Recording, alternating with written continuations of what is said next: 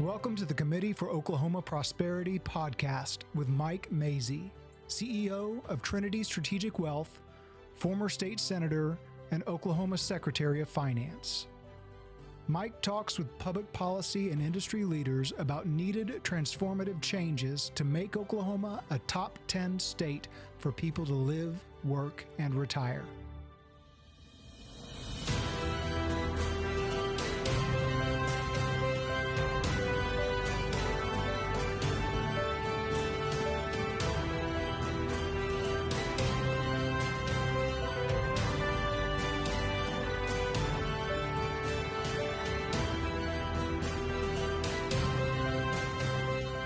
The Committee for Oklahoma Prosperity is advancing ideas and policy that create growth and prosperity for the people of Oklahoma.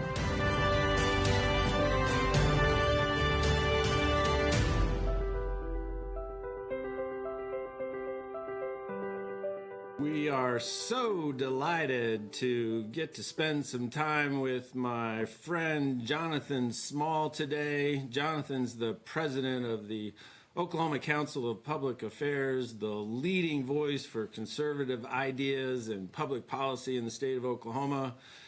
Since Jonathan has taken the reins of the organization, they have just achieved new heights and new accomplishments in so many different areas for the people of Oklahoma. We're grateful to have his leadership, and we're excited to get to spend some time to talk to him today.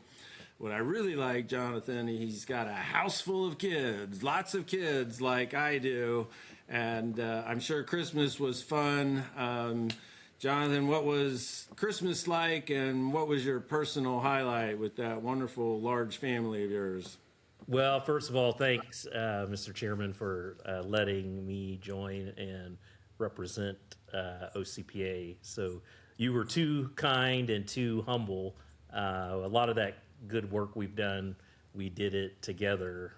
Before I talk about Christmas, I have to talk about probably one of the best presents that you and I were able to leave Oklahomans was all the work that was done on pension reform, which is slated to save taxpayers nearly $4 billion over the next 30 years. And the reform actually worked faster than even you and I had predicted. We thought it would take about 12 to 15 years to pay off OPERS. It ended up taking about 5.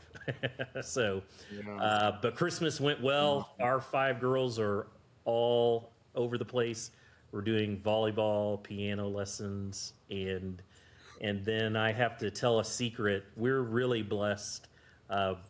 My wife, Christina, her parents live in the Oklahoma City area, and then my parents live in the Oklahoma City area. So we have that double free babysitting thing going on. Built-in babysitting. That's awesome. So yeah, we had great time. I think we probably did 4 Christmases by the time we were finished. But my dad, Jonathan, still feels like it was a mistake when I talked him into watching the triplets when they were 1 year old so I could have a few days to actually talk to my wife. Right.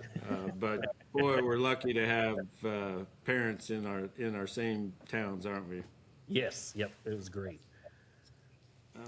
Today we're going to talk about financial stuff because you and I are numbers nerds. Yep. And we've had some great progress in Oklahoma when it comes to some financial accountability and progress. You mentioned the pensions.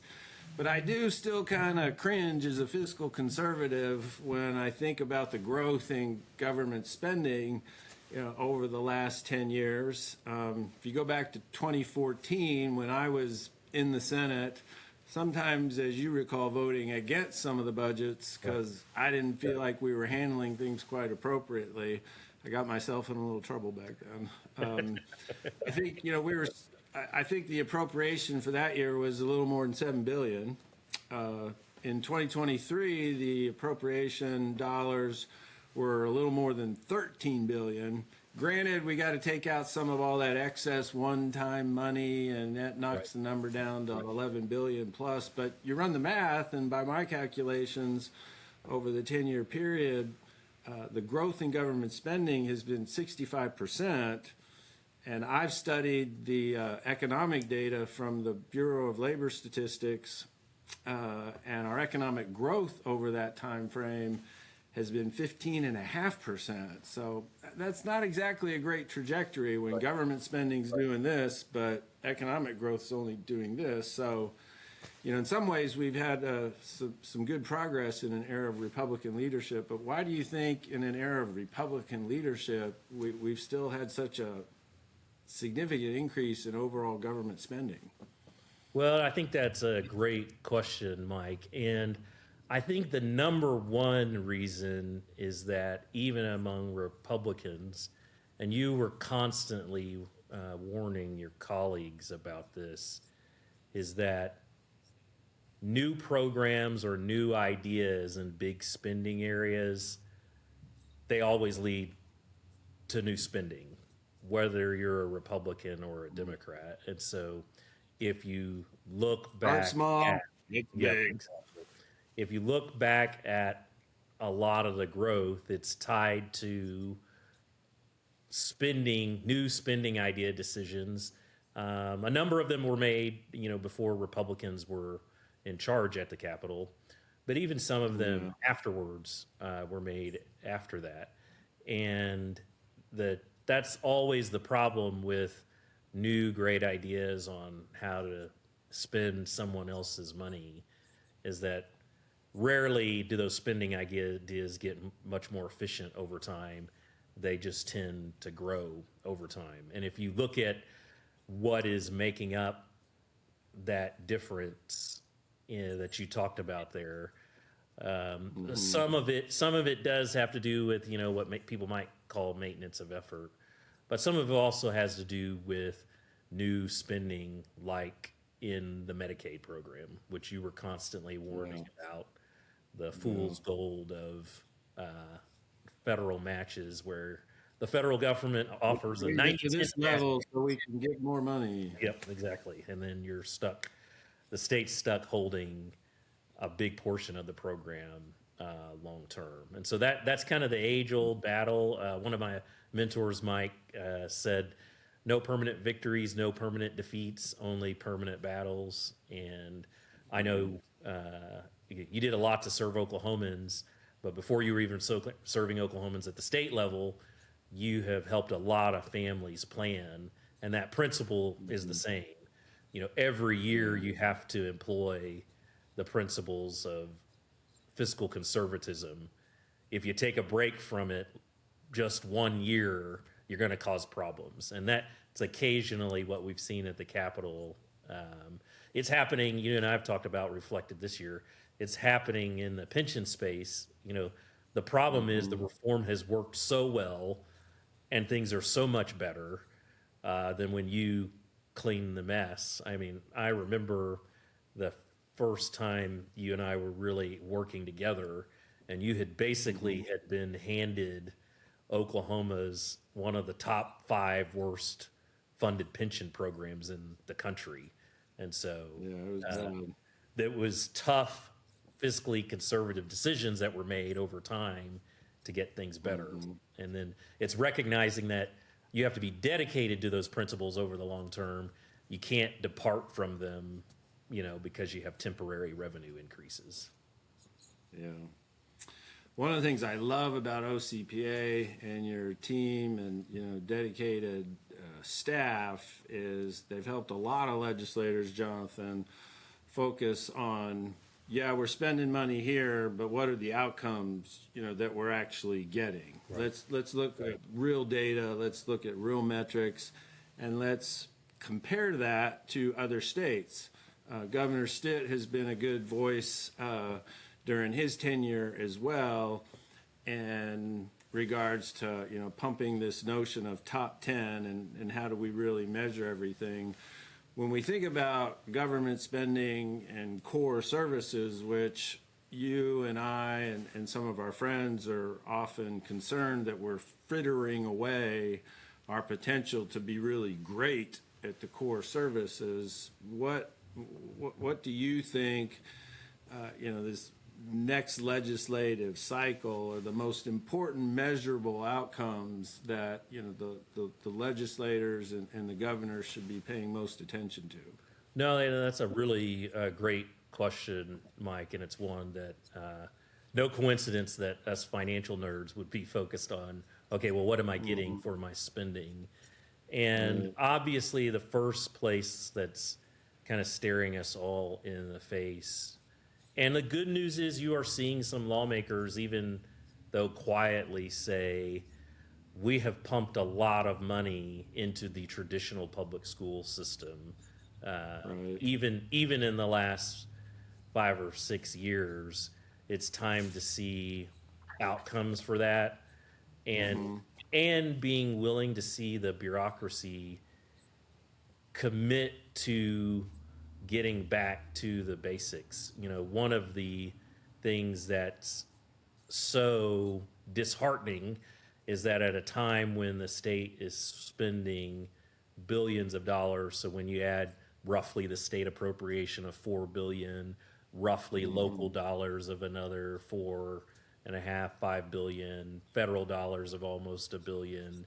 The Common Ed budget alone in Oklahoma is $10.5 billion, and we're spending close to $14,000 per kid, but less than 1/4 of students are proficient in reading by the 4th grade.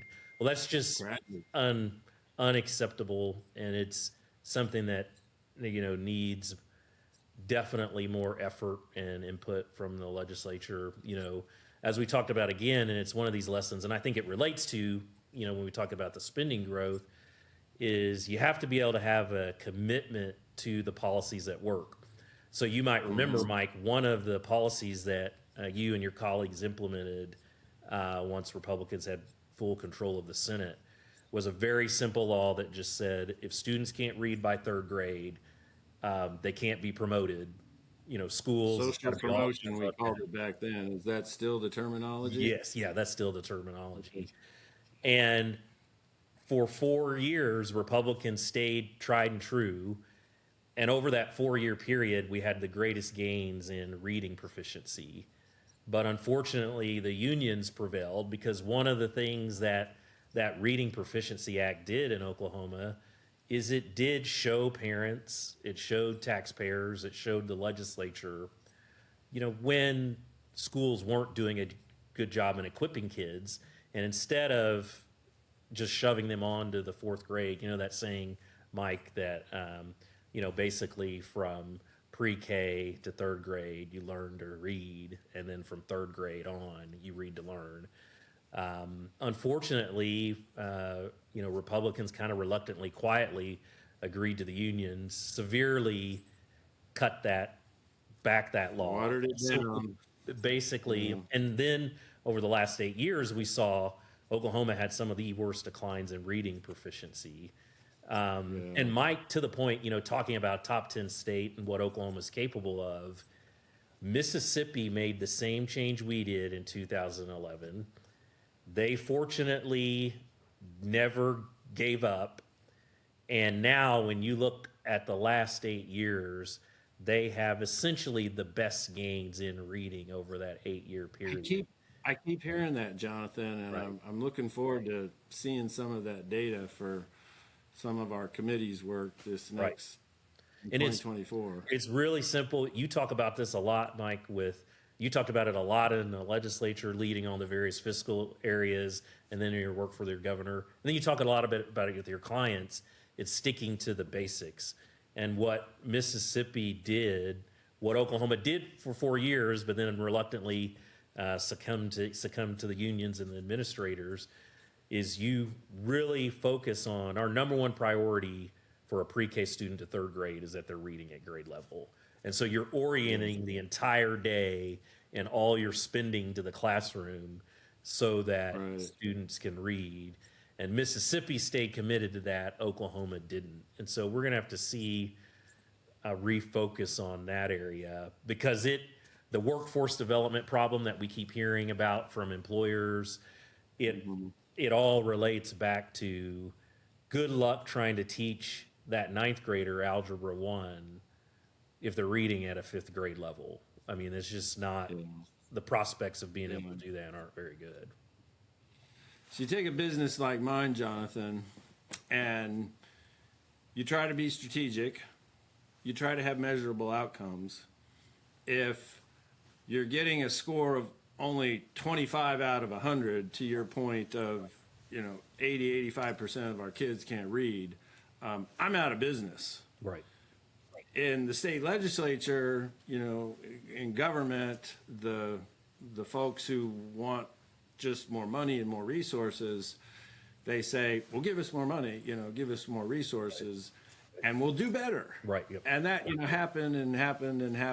And, last year, to the credit of yourself, OCPA, our friends in the legislature, the governor, for the first time, I think I can remember since the Reading Sufficiency Act worked, we tied increased resources to monumental reform. Right. Exactly. And they didn't let either thing out of the gate until something got done.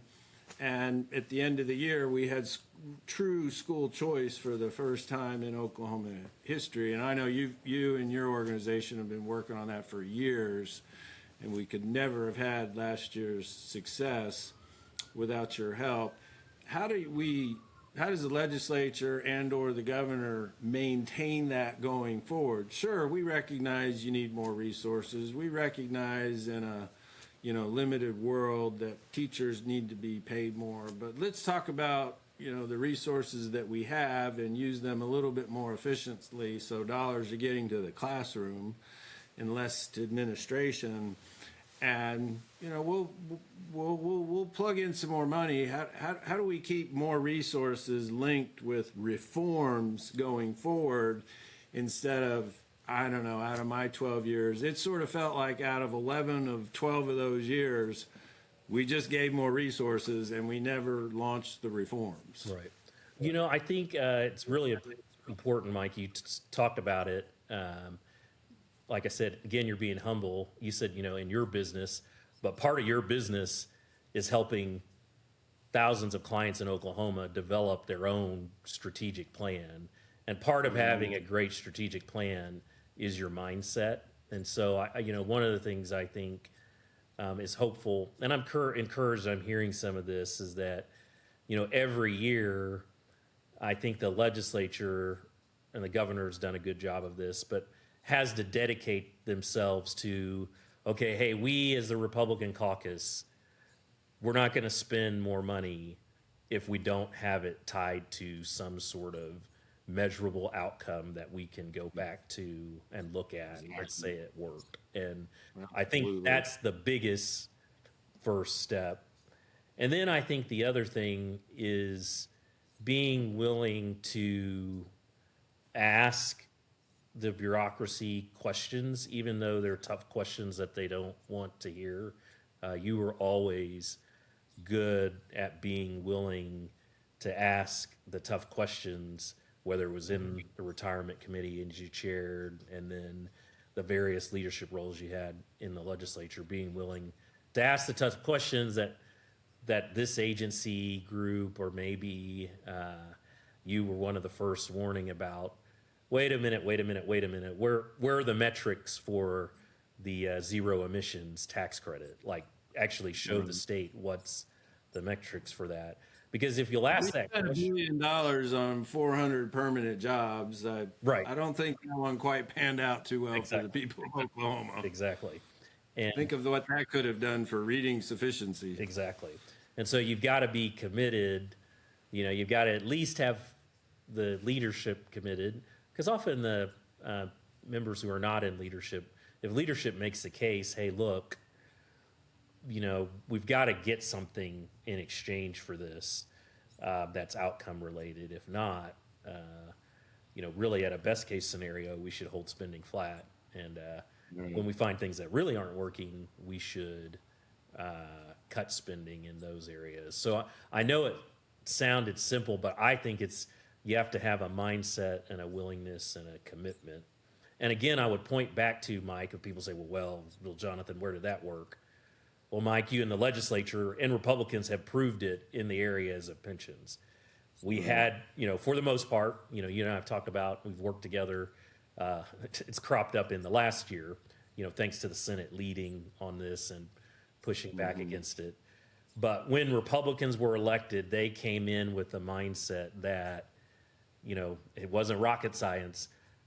We are only going to grant benefits that we pay for in pensions. Right. And if you, that's a very simple notion, but you and I know if you have that belief, you'll save taxpayers billions. If you don't have that belief, you'll have the 5 worst funded pension systems in the country, which is what the state of Oklahoma had when Republicans took over. And so pensions is an example of where every year, for the most part, Republicans are on the same page of performance matters. We're not going to commit to things that we can't be 100% sure that we can cover in the future. Right. And so that's what I would say is, and your question, Mike, it's really important right now because right now we're in a growth period where we've had successive years of growth revenue. And in that building, the challenges in that building, that there's all kinds of inertia from the agencies that, hey, if there's growth revenue, we should spend it.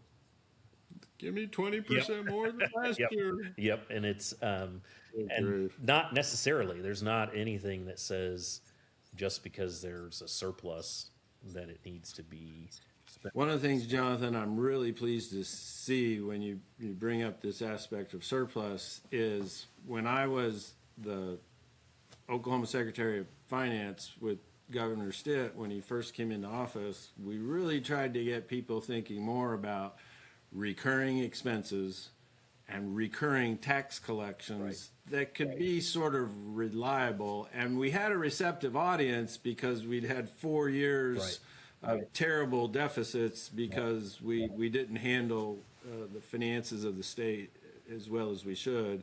And Governor Stitt has been, maintaining that focus kind of year after year after year. So we just get the numbers from the Board of Equalization, and they're going to have some revisions to those numbers in a few weeks here in February.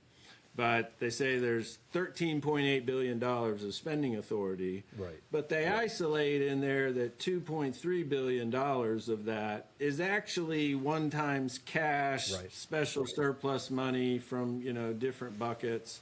So that really lowers the recurring tax receipts down to $11.8 billion. I know from last year's expenses, the recurring expenses are about 11.6. Right. So what you end up with is there's a little bit of extra recurring revenue, but you got this pocket of $2.3 billion in cash. Right. So you better not spend it on recurring expenses. Exactly.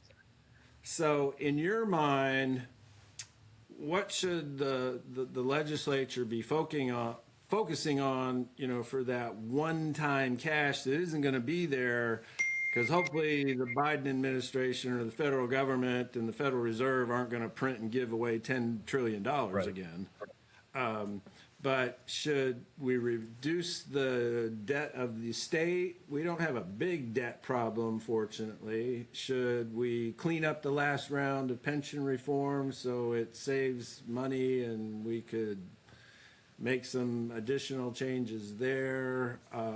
Or, core service investments. What do you think the one-time projects ought to most focus on for growth and prosperity for the people of Oklahoma? Yeah, no, that's a great question, Mike. And I believe wholeheartedly, we should learn from the past. There's the saying, those that refuse to learn from history are doomed to repeat it. What's outstanding for Oklahomans is that our history in the last decade, as it relates to pension reforms, is a really good one. And I think we've got a great opportunity with this surplus to finish the pension reform and convert the last non-hazard duty pension system, which is teachers, to Right. a defined contribution plan. And you particularly know with part of your business how important it has become to employers in the private sector that people's retirement plans are portable. For your listeners who aren't the nerds like you and I are, you know, the history is that most private sector companies long ago left the guaranteed, what were known as pensions, which is we're going to pay somebody a guaranteed retirement amount 30 years from now, regardless of what's going on. And the private sector got out of those because you basically you lose. It's impossible for you to predict the future like that. And those kinds of pension systems are what caused the bankruptcies at GM and other our major automakers and other companies. So wisely, employers move to what are known as what most people know, most taxpayers know, which is 401k type plans. The last plan that is not a 401k plan in the non-hazard duty sector in Oklahoma is teachers. And so not only would moving teachers, and the way you would do this is just like the plan that you had crafted with state employees. What you would do is you would say that for all new teachers, they would go into a 401k type plan. Using a cash infusion from that surplus, it allows you to deal with any possible transition costs. You and I know that was often a paper tiger that was raised by the left and unions to stop reform. But the great thing is now, before the pensions were better, the most people were talking about as the worst case scenario, taking the left's numbers, were that you needed a one-time infusion of $800 million to basically cut off the bleeding in teachers. Well, as you said, we got 2.8 billion. And the other thing that would do, Mike, is it's just a fascinating statistic that I don't think people are aware of.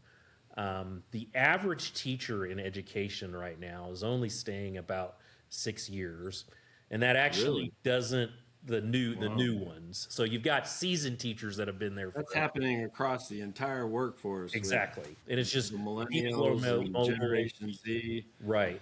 Well, so what happens with that situation?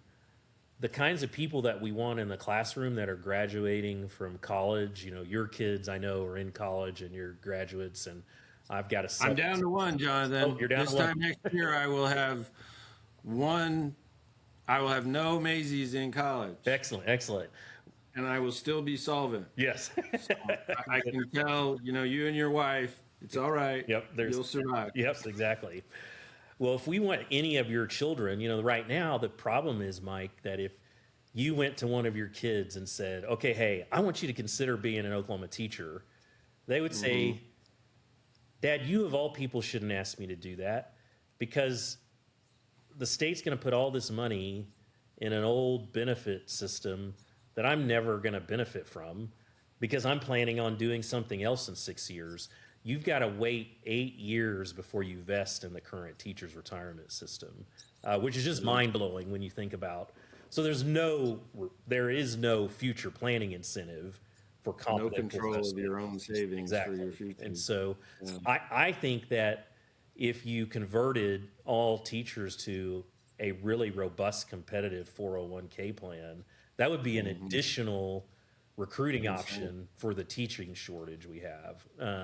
You can tell that I'm really excited about that one. I would urge, and you did this too, I urge caution on spending much of the one-time monies on anything else. We're hearing the words deferred maintenance thrown around a lot. But the challenge is we've not yet done, it's important for people to remember we're by and large working with a government that populist progressive Democrats created. Fiscal conservative Republicans did not create, by and large, the current government structure. And so the reason that's important is I came into the minority when I was exactly, first. exactly. I was a minority Republican when I was first in the Oklahoma Senate. I saw a It took consultant. 4 years for us to get the majority. Exactly. I saw a consultant post on Facebook, which was good. Contrary to popular belief, Republicans have only been in complete control since 2010. And so what that means then, Mike, is yeah, sure, all these agencies have submitted all this deferred maintenance costs. I think of higher ed is an example. Okay. But James Gallagly, the former president of OU, business guy who did an outstanding job cleaning up the financial mess there, he pointed Yeah. out that Oklahoma ranked number one in public college footprint per million population. And so that was not a good thing. And Right. so, Lots and lots of buildings yes. spread all over the So- state, frittering away dollars. Exactly. And so, yeah, instead I of understand. focusing on them. Exactly. I understand that the Board of Regents has said, hey, they want 300. All we want is 300 million of that 2.8 million. Well, the question the legislature should be asking is, well, Do you should even know how those to spend buildings it? even be existing? Right. And so I think there needs to be an extensive, deep dive of That's a great point. what should the government footprint look like for Oklahoma over the next 30 years, as opposed to, oh, hey, we've got all these existing deferred maintenance needs. Let's start chipping away at them. Yeah, great point. The other thing that, of course, is bubbling up is, a conversation that's near and dear to our hearts, and it always occurs when there's extra money, but it hasn't always been done in the most strategic manner, is how do we make Oklahoma a no-income tax state? Exactly. So we can have as much population growth and as much economic growth as those no-income tax states do. That's really how we become Exactly. a top 10 state. Broaden the base, not penalize our work. Right. And it's obviously difficult and complicated because tax receipts are $4 billion worth of, the overall pie. Exactly. What do you think, Jonathan, is the best way to get there? Because it's hard to swallow that beast all in one Right, exactly. one gobble. No, you're right, Mike. And I think that brings up the other area where what you want to do, and you've done a lot of work in this area, is so looking at those states that don't have an income tax, what are the things that they are taxing? So it's not that those states don't have taxes. It's just they are not taxing work. We like to call the income tax the penalty on work. It's also no coincidence, so Mike, this is a fascinating stat. Up until about 2015, the state of Washington's per capita state spending was actually lower than Oklahoma's. And it's because they had no income tax. And if you think about it, it makes sense if government isn't being allowed to have its hand in all the cookie jars in the room, then it's easier to have slower government growth, but actually more steady government growth. That's one of the other things when you go look at these no income tax states. None of this. They don't have the yin and the yang that we have here. And so we feel like, Mike, we did, and it's funny, you did an independent study and we did an independent study completely apart from each other. And we came to very close, similar numbers so though it was sort of kind of out of trying to do something to favors decades ago, Oklahoma has all these exemptions that it has given away in its sales tax area that many states have not. And so that provides an opportunity to provide, offsetting based revenue, and the large overall surplus, even though much of it is one time, it provides the ability so that you could do a complete elimination of the income tax, but you don't have to try to replace every single dollar of revenue. And so Right. that's what we feel like, one of the reasons why a tax on the end use sales of something is so much better is because it removes the distortion that happens when government taxation is involved, both in an income tax or capital gains tax some way, up to that product being finally sold and it's in use. People would be, very well, because you're trying to help your clients deal with the system they currently have. The things that many of your clients and our supporters and that many taxpayers do at the end of the year because of the income tax code, it's ridiculous. The decisions that the income tax encourages people to make, particularly at the end of the year, it hampers productivity. It prevents people who actually have a much better viewpoint on who needs help and how to hold accountable who you help. That's one of the things that an income tax does, is it puts government in the front seat of having ownership over the fruits of people's labor and how we're going to help, as opposed to letting citizens who can have a much more accountable relationship with people. So we feel like that's still a great opportunity there. And as your proposal and ours, it's done this way because it's the right way.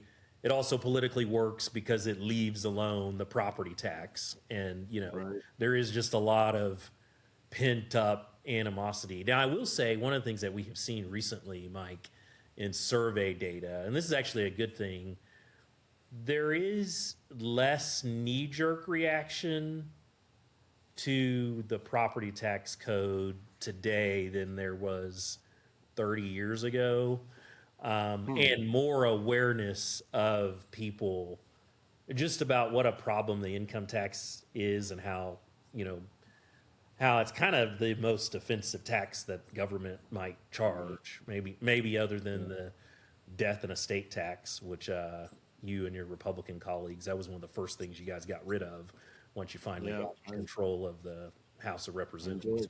I enjoyed presenting that bill. Yes, exactly. The death tax. Yep, exactly. And so So, we feel like that's still an opportunity that's there. But to your point, Mike, you can only talk about bold reforms. And even for some people that want to talk about bold expenditures, you can only do that when you're controlling the spending side of the equation first and Right. making sure that you're not just increasing spending because, well, that agency exists. It's existed since statehood. It's kind of become around there. And thankfully, as you said, this year was really the first year in a while where I think Republicans just said, yeah, no, we understand. We're going to give some money to education, but we're not just going to do what's typically been done here, which is Can't do the same old thing Exactly. over and over and over again and expect the same results. big surplus, and we're just going to give it to Common Ed. I think the governor has set the tone. There's no reason why the legislature needs to increase Common Ed's appropriation this year. They've got record billions, and the governor's already called for a flat budget, just to give the legislature time to do this deep dive assessment. Okay, well, what kind of government does Oklahoma really need, and how are we positioned? One of the things that we always found too, Mike, was that it was no coincidence that, unfortunately, because Oklahoma was governed for more than a century by politicians who spread the footprint of government across the state because they saw government spending as a jobs program. One of the places where Oklahoma is out of balance is the number of government employees per capita. And that's state and local employees, just in case. You don't really want to be top 10 Exactly. in the number of government employees per person in Exactly. the United States of America. And But we are. exactly. And so, and you're only going to fix that issue by taking a really deep dive and saying, okay, what should exist? And because like conservatives have proven for teachers in Oklahoma, Mike, OCPA, we released a study about state employee compensation. And I know you dealt with this issue because you were chair of retirement. OCPA's view is that state government and local government needs less employees that are paid better. They're paid. That's what you do is you have less government employees, then you can compensate them in a manner similar to Absolutely. private sector taxpayers. But you can't do both. You can't have government workers doing about half the workload that somebody would in the private sector, but then expecting they're going to get compensation that's 80%. And so we feel like that's the best way forward, but that's going to take time, and you're not going to get there just by grabbing a GA bill, adding a, last year plus 2%. Yeah. Well, there's lots and lots more we could unpack, my friend Jonathan Small. So we'll have to have another session where we dive into some of the critical strategies and what a Jonathan Small, Mike Mazie bill would actually look like. Yeah, exactly. Yep, that would be. But we're on here's how you do tax reform, and here's the next step for education reform. So we're grateful that you spent some time with us today, and thanks for your great leadership at OCPA and on so many issues across the state. We're lucky to have your participation. Please tell your team, Mike Mazie said hi and thanks and Happy New Year. And I hope you have lots and lots of fun with all those beautiful ladies in your household. And remember to keep putting money in their college savings accounts. Yes, exactly. Yeah, they'll need it. So, all right. Yeah, no, thanks so much, Mike. Glad to be on. The Committee for Oklahoma Prosperity is advancing ideas and policy that create growth and prosperity for the people of Oklahoma.